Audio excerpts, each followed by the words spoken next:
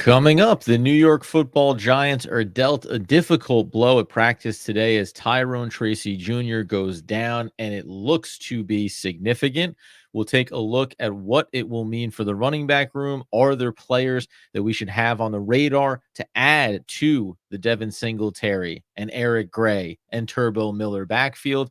And also, what other updates did we get around players like Malik Nabers, the tight end room suffering a bit? Plus, Dan Duggan gives a wide-ranging set of notes out of practice that'll certainly have us keeping an eye on the preseason as we move forward. We dive in coming up next.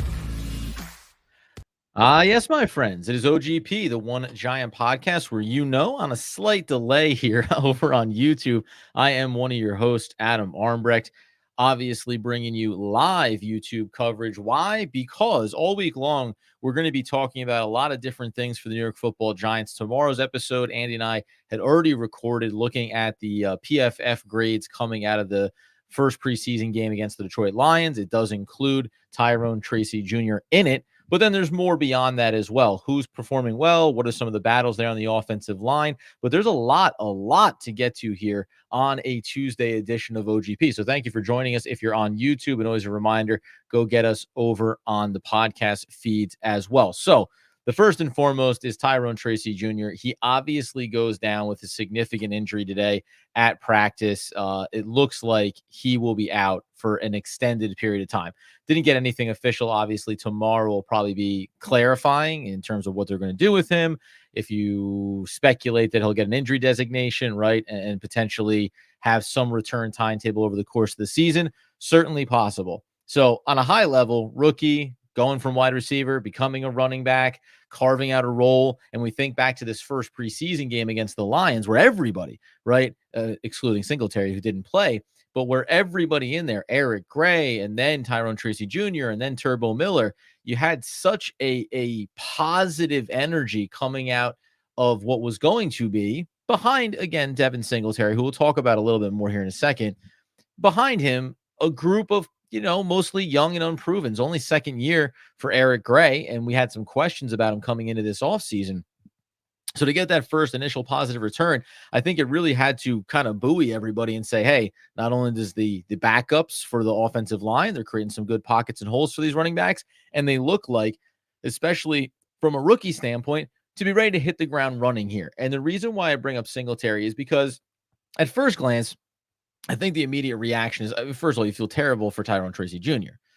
And then you also go, oh, no, not a significant injury like this. But the step back view is that while we're excited about those three running backs that performed well against Detroit, the running back that didn't perform was Devin Singletary. Like, he is the guy. He is the guy that's being brought in here to be the veteran, experienced running back that no matter what these other players are going to bring, if you had to go out there and give 85, 90% of the snap shares to Devin Singletary on a week-to-week basis, you're not going to be able to probably pull it off over the entire course of the season, but that you can go and ask that of him. He's proven it going back to his time in Buffalo. He proved it when you look at his stat lines coming out of Houston as well, where, again, for a player who has never been regarded as an elite back or a brand name back over the course of his career, is still a guy that in his first 4 seasons with Buffalo, he gave you a minimum of 151 reps, peaked at 188, gave you 216 in Houston this past season, has given you at least that second season there in Buffalo, 687 on the ground, but basically 700 plus yards per season. He's given you a nice clip, never below 4.4 until he went to Houston last year, was 4.2, and certainly a more expanded role, largest workload that he had ever seen over the course of his career, about 20 more carries than he had 2 years prior in Buffalo. So it's not like it was so much more significant, but also a player who's been able to be targeted in the passing game, right? 41, 50, 50, 52, only 38 in Houston. So in Buffalo, maybe looked at as being a little bit more of that dual threat back, even though when we talk about those numbers, he's only pitching in another couple hundred yards, peaked 280 in the year prior, last season in Buffalo before he went over to Houston. But this is a guy that's giving you 1,000 yards from the line of scrimmage every single year over his entire career. So that's the baseline, right? When you think about this overall, we have to put the stock in the fact that you go and get Malik Nabers. That's the big acquisition in the draft, 6th overall pick. He's the elite number one weapon. Now, when you funnel in behind him, Jalen Hyde, who's coming along well, Wan'Dale Robinson, who we're very high on, even Darius Slayton, who we keep reminding everybody, like, there is this world where you should look a little bit. It's probably Singletary, based on his production and his position, is more elevated than a Darius Slayton. But it's the kind of guy, when you look over the stats, you go, oh, well, that was pretty consistent for you, right? I mean, that was pretty consistent year over year production. So not dissimilar players in that regard. The wide receiver room is filling out really well. So the emphasis on what the running back room needs to do in totality looks a lot different than it did in years prior. We understand that. So it's an absolutely devastating individual blow for Tyrone Tracy Jr. It's a blow for the offense because you viewed him as someone that probably had the highest level of versatility coming with a receiver background. But you go ahead and you see how it fast forwards as we look to see what Turbo Miller will do, and then what other moves the Giants make. Who, by the way, they did go out. This is yesterday morning. They went and made this move. Then we're going to get into some Dan Duggan notes and also takeaways. We heard from Singletary, Daboll. This is going back to yesterday. Malik Nabers giving some clarifications on it as well. And actually, interestingly enough, we are getting a live update right now over on X that care of Mike Garafolo, running back Tyrone Tracy Jr. injury was not as bad as it looked. As Jordan Renan noted, sources say it's a sprain. So we'll see how long he's sidelined. But given the way it initially looked, that's great news. So at least a little bit of a positive bump here for the New York Football Giants and for Tyrone Tracy Jr. And it's funny because we're going to get to here in just a second the Malik Nabers injury as well, which is a whole other level of concern or fear if you're the New York Football Giants. But I did think that just as we tie this back in here to what the Giants have done coming into it, the Giants had cut a previous player in Sailors. They brought in another running back. Now, whether or not you think that this is going to matter in the grand scheme of things, the fact that they brought in Lorenzo Lingard, formerly of the Jaguars, what does he factor into? Was he signed yesterday morning as they're just taking flyers and bringing guys into camp? Maybe give them some reps here. Andy accurately pointing out on yesterday's episode that if we're looking at the running back room and saying, well, as we get to the third preseason game, why are we going to run any of these guys out there potentially? If we like all of them, we think that they're all going to be a part of the backfield. So whether or not they make a move there will be interesting. The other thing that I did just note here in the background, if you're looking around the league, the free agency class right now, but the available free agents right now from an NFL running back standpoint, it's weird because I'm going to give you a couple of names that are currently on teams but are potential cut candidates coming up here. So on the one hand, I'm going to give you names that are familiar to you and say you wouldn't want these guys because they're currently on the street. And if they're on the street now, then that means they didn't even have the cachet potentially to get themselves in the camp. Now, some of these may be waiting for an opportunity where they feel like once an injury, not like Tyrone Tracy Jr., but a higher up the chain of command on the depth chart, once an injury like that occurs, then I could maybe give myself an opportunity. You have Damian Harris, Kareem Hunt. Kareem Hunt, I think, would fall into that category, 29 years old. Latavius Murray, I mean, at 30, almost 35, what we're talking about there. McKinnon as well, over 32 years old, last played with Kansas City. Marlon Mack, he had some injuries. He had flashed earlier in his career. Josh Kelly, who had played for the Chargers, and then two players formerly for the Saints in Lynn Bowden and Eno Benjamin. None of those guys are overly exciting candidates. And I only throw those names out there because I don't think that again, the Tyrone Tracy Jr. injury, however long it is, if we think it's going to be at least more than a few weeks and maybe potentially into the regular season, it's not something that should trigger panic from the fan base or from the organization. Say, oh, well, we need to go get player X. It's still going to be Singletary first and foremost. And then what you really need to be circling and double underlining right now, at least for me, is Eric Gray, second-year running back. We need him to duplicate what he showed in week one. Remember, very few touches.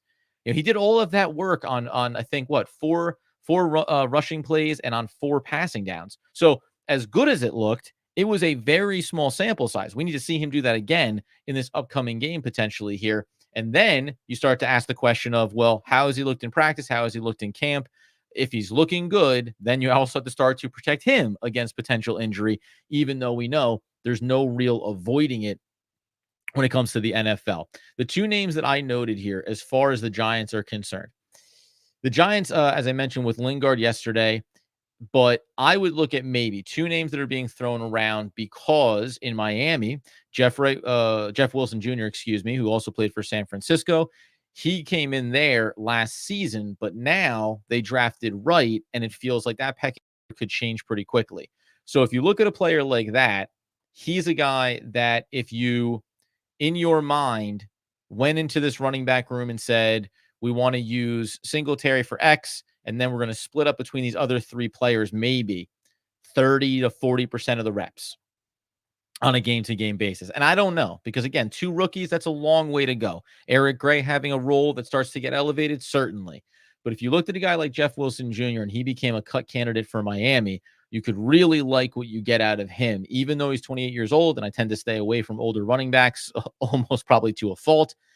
He's come in here over these last handful of seasons. Obviously, you go back to 2020 when he had 7 touchdowns.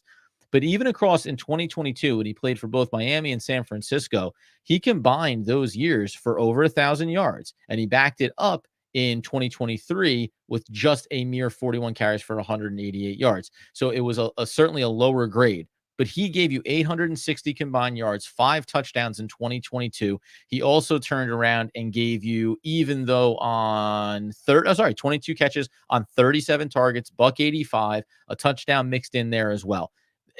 His catch percentages haven't always been perfect. And on the year when he had his highest volume in his career in terms of targets, that was also the same year, incidentally, that he caught less than 60% of his passes. We wouldn't call him perfect. And yet at the same time, if you want to have a veteran experienced player in that room, that's a guy that I would watch there. I also mentioned a player like Perrine, who's currently with the Broncos. Same kind of thing, hierarchy. He's buried on the depth chart. Now, again, if I was sitting here and Perrine was on the open waiver wire right now and was just a free agent on the street, would I be offering his name up? Probably not. So maybe Jeff Wilson Jr. is a guy that I would keep in mind as we are running live here. Occasionally when we do these episodes, I will check in over on the side for anyone that's poking in, as is SW, who says Kareem Hunt is out there. I know he is. And listen, between injuries are certainly going to be a factor for him. Age, just surprisingly enough, as I mentioned his name before on that free agent list, probably has to be a factor here as well. And the one thing, although no, I'm sorry, he's only 29. I was labeling McKinnon's 32 years old. The only thing with, I think, with the Giants is when you look at the room, well, they took older running backs coming out of college, even converted ones, but they didn't go with any other veterans. And that's why, again, I come back to the top. And we heard from Devin Singletary today at practice. First and foremost, he said, obviously, you want to see Tyrone Tracy do well out there, but he said he's off to a good start. He didn't say the team has an identity yet. Said there's familiarity, obviously, going back to Buffalo with Brian Daboll, but he's put in some of his own wrinkles into it as well. Thinks that this team will find its identity as the summer moves on. You want to have it early in the season. And I did like the fact that when he was asked what's fun about the Brian Daboll system, he said pass protection for him. He said formerly a nickel cornerback, when you used to play multiple positions, as every single NFL player, a lot of times when you're the best of the best, you play both sides of the football. So he's enjoying himself. He looks confident. He comes in as a humble guy that is very much a, for lack of a better term, lunch pail kind of running back for you. He's going to come in, going to do the work, going to check the boxes. So I wouldn't send up too much panic around that particular injury, although, again, hoping for the best when it comes to Tyrone Tracy Jr. getting back out there on the field. Okay, that update set aside. Coming up here in a second, I want to update the Malik Nabers injury, and then also want to talk about what Brian Daboll spoke to. And really, this is Dan Duggan doing an excellent job reporting today. There's just a laundry list of bullet points here that I think are worth discussing, highlighting, and then potentially setting the table here as we work our way towards Saturday night with the Houston Texans. We'll continue that conversation coming up here in just one moment. As we do, We're reminded that today's episode is brought to you by one of our sponsors, Pietential, Pietential.com. Pietential is an online assessment tool. It's free for individual users, and it's focused on your well-being. It sets a baseline, gives you tools to improve, and tracks your progress over time. It's the kind of thing everybody should be doing, whether you feel like you have day-to-day concerns or just finding that kind of balance or bigger picture things. Really going over and checking out Pietential.com is a great way to start to put together a system and a strategy for yourself to improve and make sure that you maintain that improvement over the course of time. Check out Pietential.com today. All right, so a couple of these things here. I'm going to kind of bounce back and forth based on what Dan Duggan was reporting. I'll feather in some of the discussions from Brian Daboll as well. So we'll get to the Daniel Jones stuff here. If not today, we'll get to that when we're back on with Andy, because it was a really good practice for him overall, and I think that matters. Okay, here's one thing. When it comes to the offensive line, the rotation has continued. John Michael Schmitz was back in the mix here. Now, Brian Daboll supplemented this by saying he will get some reps, but it was only going to be limited. So you expected that you were going to see some mix and match here as well. So, as with Brian Daboll also putting this in when he met with the media, Van Roten played at right guard, but then Van Roten went into center, and Kubis came in at right guard. Schlottman also got some reps with the first team center as well. And then Stinnie was at left guard with Runyon shoulder sitting out. Daboll said, not a big deal, just kind of holding him back, keeping an eye on it. The thing that you can take away from this, because we've always said, going back to these years past, man, there's this rotating cast of characters with the offensive line. Can we just please have a set it and forget it? Now, they've had some injuries. But what I like about it is, when Daboll was asked, he said Van Roten is going to be on the right guard spot, like in terms of how you're lining these things up. And you can tell that even though they're giving him the center reps as well, it's been Stinnie now talking about looking at that left guard spot. So with Runyon out, now you feel like you have Stinnie an opportunity there. I think Kubis is still in this mix here to claim a role of some kind, and maybe you're just trying to identify position. You only got a couple of backup reps for Evan Neal as well, and then he took off to the side coming back from his injury. But even though this feels familiar in terms of a lot of rotating bodies, I think it's different that you're talking about a clear framework. And now you just want to make sure that you plug and play guys in the right spots. And more than anything, because you don't have Evan Neal, a depth piece, at this point anyway, but it's Illuminor. He's the right tackle now. So you don't worry about shuffling him around other places. But now what is the depth going to look like here? John Michael Schmitz, he met with the media the other day too, working his way back, getting back into it. Okay, fine. He's going to be the starter. But what does the best version of the backups look like here? And how do you want to make sure that you prepare in case of injuries, a couple of missed reps here or there, that you don't find yourself doing what we've done in years past? And maybe it would still be a part of this. You say, hey, if John Michael Schmitz went down, would Van Roten go into center and then plug in a different player? I mean, now would we take Runyon and swing him back around? And then do we shuffle right tackle back over to left guard? I want to think that what they're trying to build towards here is being able to say, hey, if starter A goes down, we have the first backup ready to plug in there. So can we get that kind of security? Can we feel like we have the backups lined up that are not touching our front five, right? If it's Andrew Thomas, and then we're getting into Runyon Jr., John Michael Schmitz, Van Roten, and Illuminor, 5, done. If that's the starting setup, tell me that you have at least 3 guys that you feel pretty good about, and then maybe a 4th guy, and that's usually that swing tackle spot we talk about that we still have to try to figure out. And Andy and I mentioned the other day, good chance he's not even on the roster at this point right now. Throw it up here real quick here is just as we said at the top, Tyrone Tracy Jr., the unfortunate injury, maybe not as serious as it initially looked, though only, have to wait a little bit here until we get the official word on how long his injury recovery is going to look like. But obviously, everybody bummed out because 5th round pick or not, you get excited when you're talking about one of these players that you think can have an impact for a team that clearly is going to be shaped differently on the offensive side, especially inside of that backfield. Okay. Additional things that came out here as well. A couple of notables that we'll get into maybe on Friday, I think, as we get into our final preview for the Saturday game against the Houston Texans.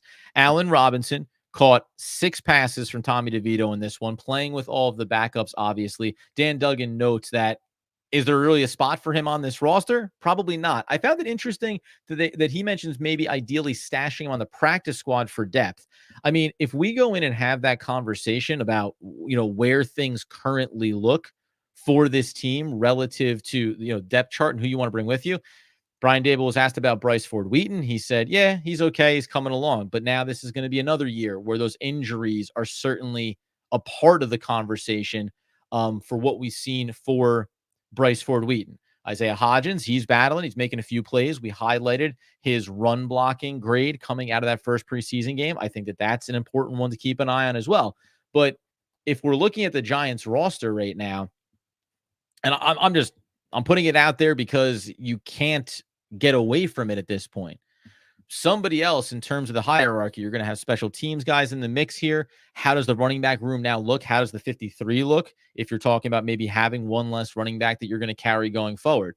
If I'm in here, name the wide receivers after we talk about the obvious: Malik Nabers, Wan'Dale Robinson, Jalen Hyatt, Darius Slayton. Those are the 4 that no matter what, we know are going to be a part of it. Now, either McKenzie or Olszewski is going to claim a spot with the special teams value there as well. Tyrone Tracy Jr. was taking special teams reps also. I believe that's the time of injury on a kick return. So those things matter too. But after that, I mean, that's it, right? One of those players, are you going to carry both of them? Then it's Giles. Then it's Dennis Houston, who's flashed a little bit. It's Isaiah Hodgins, Chase Cota, Miles Boykin, Ayir Asante. Like, these aren't guys that, you know what I mean? So while on the one hand, yeah, stashing for depth, but I may only get myself to 5 names on this list that are guaranteed. And then you're having a conversation maybe about Hodgins. It's just interesting. A veteran wide receiver that obviously is not the player that he once was, but where do the Giants place the value in terms of that consistency? And he'll be a fun watch. We'll go back and look at those grades too. I don't know if we cover it tomorrow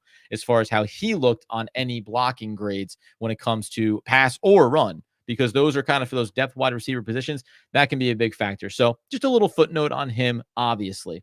The other big one here for me, as I just check my notes on anything else that we came out covering. Oh, since we're in the wide receiver room, the conversation on Malik Nabers, he said he's feeling good. He doesn't think it's too serious. He said just typical things that happen when you're playing sports, NBA, NFL.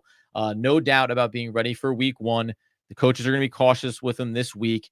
And I thought it was nice just in terms of how he's been handling the media, how he's been handling the hype. I believe it was Kim Jones who asked him, it has to feel good to have this level of excitement and this level of buzz around him from the Giants fan base and coming into this season. And he said, yes, but there's pros and cons. You need to know how to handle it. Relies on his family, still talks to his college coaches who tell him to keep his head on straight, keep his head down. So, it's a little bit reminiscent for me going back to Kayvon Thibodeau, and he came out with a lot of buzz and a lot of energy, and that's great. And we were all excited for him. We were excited to have him. And at the same time, you turn around and we remembered, is he too cocky, too much bravado? Is he going to be able to handle it? Well, guess what? Like, it looks like Malik Nabers has acclimated himself fine. It looks like he understands what the assignment is in terms of learning the playbook, getting out there, showing some flash, getting a little edgy in joint practices, and making sure that you're ready to go when it comes to week 1. That, as a part of it also, is maybe the last little thing that we'll touch on here. The only other injury notes I think of significance is inside the tight end room, and then we're going to allude to the Daniel Jones discussion. But when it comes to the tight end room, Daboll updating this, because when we first looked at that room, I wasn't sure beyond Andy and I both said Daniel Bellinger is definitely a part of this roster. We don't know why people were questioning that. Theo Johnson, I'm really high on him. But one thing that I have to acknowledge I do consistently when it comes to rookies is I get too excited about him. Like, I want to plug him in. I want him to play day 1, snap 1, and there's a learning curve that has to go on for them. So that's a big part of it here. So I don't want to put too much hype on him. You had Tyree Jackson, who got emergency QB reps, former QB. He had back stiffness. That was kind of brushed aside from Brian Daboll. But then you got Cager. Now, he's out with the groin, and that's the only one out of all the injury updates beyond Tyrone Tracy Jr. that Brian Daboll said, yeah, that's going to be a little while. Like, that's going to be a little bit longer than anybody else that we're talking about. Flott still wasn't back yet, but Stoll was cleared to come back into the mix. So it's interesting because Stoll just came back to keep an eye on them now. And we'll talk more about it on Friday when we preview the Houston game. What does this room look like right now? Because Manhurts has been playing well, but Stoll wasn't in the mix. And those are the two guys that I think are battling for one roster spot effectively. And then now with Cager going down, what happens next here? Are the Giants confident enough in what they have inside of that room from a purely offensive pass catching standpoint to go forward with it? Would they consider carrying two more traditional inline type tight ends? And how could that mix and match here? Because Tyrone Tracy, well, that's a weapon. Lawrence Cager, he's a receiver at the tight end position. That's a weapon. So you are seeing some things get a little bit chipped away here, even though we still have some time to go over the course of the summer. So the tight end position for me now is becoming a bit of a watch, I would say. Like I'm now here thinking, okay, tell me that somebody, and it could be Manhurts, it could be Stoll, it could be Theo Johnson over the next two preseason games that shows up and shows me that there's something there. Or maybe it will end up being that we have a conversation about the free agent market, the cut candidates that could be there, and whether or not we think the Giants would bring somebody in. That's a lot. It's a lot of pieces, though. There's a lot of names that I think they like well enough before they would need to go outside, unless there's someone, again, from a pure weapon standpoint, a receiving tight end that they think really elevates or helps maintain what they want to have in terms of flexibility on the offensive side. Because I keep coming back to this. I was certain, and I still am, assuming the Cager can recover from the groin, certain that we were going to see Lawrence Cager in this very flexible, very fluid role, lining up all over the field, including the backfields. We've seen tight ends before, but then using that speed, using some of that versatility, and losing both him or not having him right now and Tyrone Tracy Jr. It's just interesting to see how the Giants recalibrate. One more quick break here. Come back in and we'll highlight this Daniel Jones discussion that Dan Duggan brought to our attention from practice today, which I think is an important one because, again, if we're trying to tell the narratives of the offseason, we cannot just sit here and say, well, this is what it's been, and that's what it's going to be. So a really good point made by Duggan, as he often does. We'll get into that here to close out today's episode in just one moment. And as we wrap up today's OGP, always reminding you live right now, at least one live a week all summer long. And then we get to the regular season, probably going to try to maintain the same thing, likely as we had polled over on the YouTube community, likely I think going to do a Sunday morning session, casual, on with all you, getting it going here as we talk about the matchups every single week. So be on the lookout for that. And then please get over to that podcast feed, subscribe, turn on the automatic downloads, turn on the alerts. We really, really appreciate it. The last thing, though, is letting you know that this episode is also brought to you, by Personam.ai. Personam is an AI-driven cyber threat detection engine that improves your vision into your network security environment and allows you to see cyber threats that other tools and platforms simply cannot do. Personam is always vigilant and always learning. Check out Personam.ai today. That's Personam.ai. Okay, last note here, because again, there's two notes here, but I won't get all the way to it because one of the other injuries was about Jalen Mills, and I want to get to the secondary, but there's a lot of meat on this bone. And we'll see how the rest of this week goes, because the first thing that Dan Duggan said after obviously talking about Tyrone Tracy Jr. was that Jones has had a strong camp, but it's mostly because he's had a few deep balls when everything else has been underneath. But today was more impressive because he was drilling intermediate throws with good velocity, touch, and timing. The ball touched the ground just 3 times on 13 attempts, a batted ball by Dexter Lawrence, and drops by Jalen Hyatt and Chris Manhurts on well-thrown slants. Jones fired dig routes into the tight window to Hyatt. He had a perfectly placed deep crosser route to Darius Slayton along the sideline over Kayvon Thibodeau, who was dropping back into coverage, and the deep balls that will be huge, but obviously those are the types of throws that he needs to make more consistently. The big takeaway here is, and we talked about this last week and after the Detroit game about Tommy DeVito, saying, hey, listen, he looks like he's doing a lot of things, he understands the system, but the lack of arm strength and getting that ball deep down the field, that's always going to hold him back to some extent. Okay. But at the highest level, why do I lack confidence even beyond the injuries in Daniel Jones?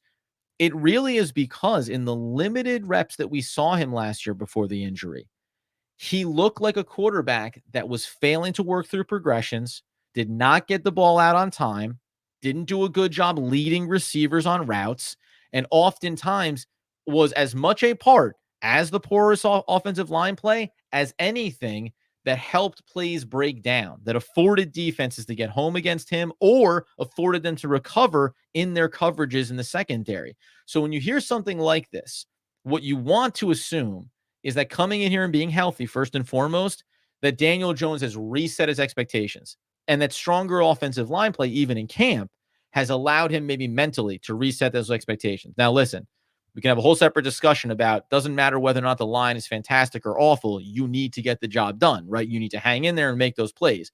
Listen, do we need to acknowledge that it's during practice and anybody sometimes? I think Kayvon Thibodeau, I think Dexter Lawrence, there's been guys that could get home against him on some of these reps. Okay, that's for the offensive line to sort out.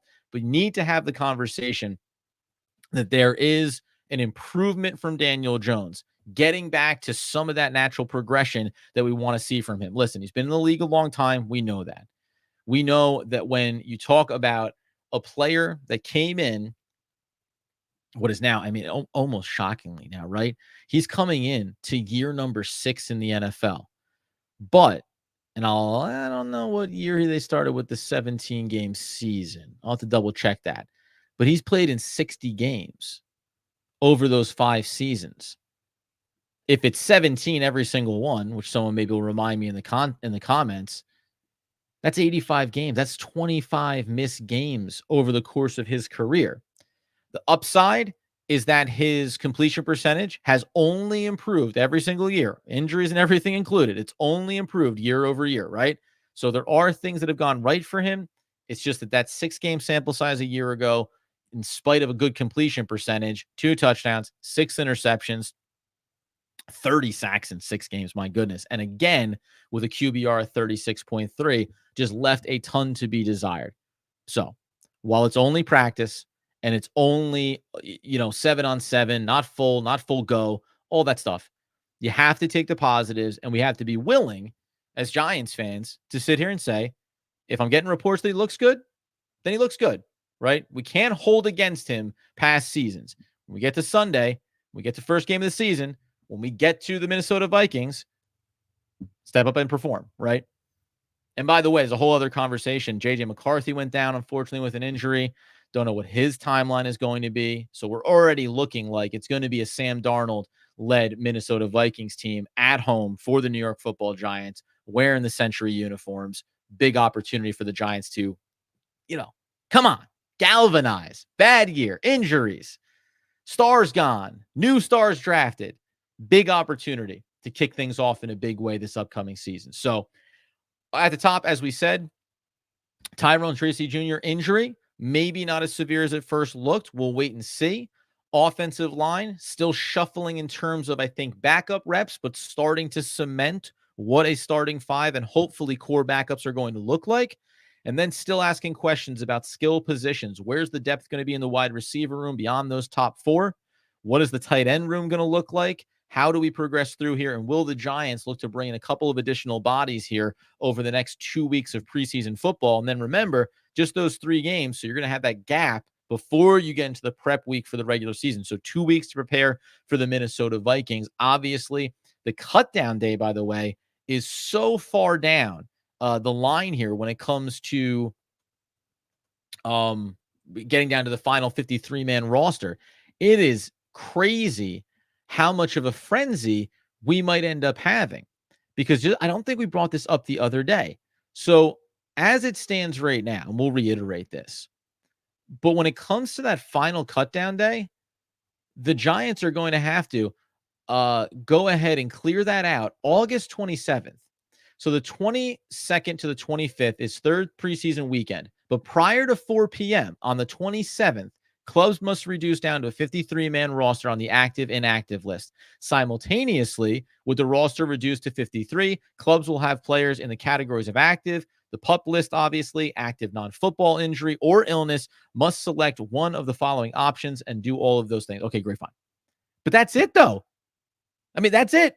And by the way, it's only noon on the 28th that you'll go ahead and claiming periods for players placed on waivers and the final roster reductions will expire at 12 p.m. noon, New York time. So it all is going to happen in a very big hurry as we get into week number 1.